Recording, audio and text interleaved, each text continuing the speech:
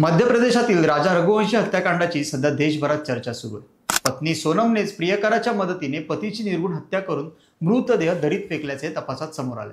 दरम्यान आपल्या बहिणीनेच पतीची हत्या केल्याचे समोर आल्यानंतर सोनमचा भाऊ गोविंद पश्चाताप करण्यासाठी आणि माफी मागण्यासाठी इंदूर येथील राजाच्या घरी पोहोचला।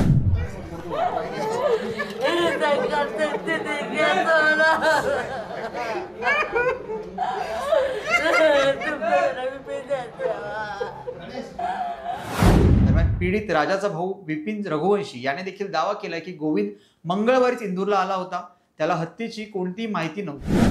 दोषी माना है सोनम ने अपने? नहीं, सोनम ने अपने आप को दोषी नहीं माना है। बातचीत हुई? बातचीत कुछ भी नहीं हुई है। उनसे दोषी नहीं माना है उनने अपने आप को। क्या बोले? नहीं तो आप परिवार आप लड़ेंगे क्या? उन्हें बेदखल उनको बेदखल कर दिया हमने। कर दिया।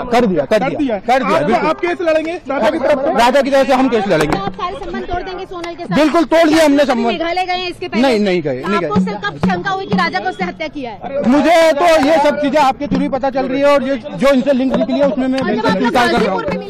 मेघालय पोलिसांनी राजा रघुवंशीच्या हत्येच्या तपासात मोठा खुलासा केलाय। पोलिसांनी आरोपी सोनम आणि तिचा प्रियकर राज कुशवा आणि दोघांना समोरासमोर आणून चौकशी केली। सर्व सीसीटीव्ही फुटेज, रक्ताने माखलेले कपडे आणि अन्य पुरावे समोर ठेवले। पुराव्याच्या दबावामुळे सोनमने अखेर गुन्ह्याची कबुली दिली। राज कुशवा आणि 3 सुपारी किलर्स आकाश राजपूत, विशाल आणि आनंद यांच्यासोबत मिळून राजाच्या हत्येचा कट रचल्याचे तिने मान्य केले।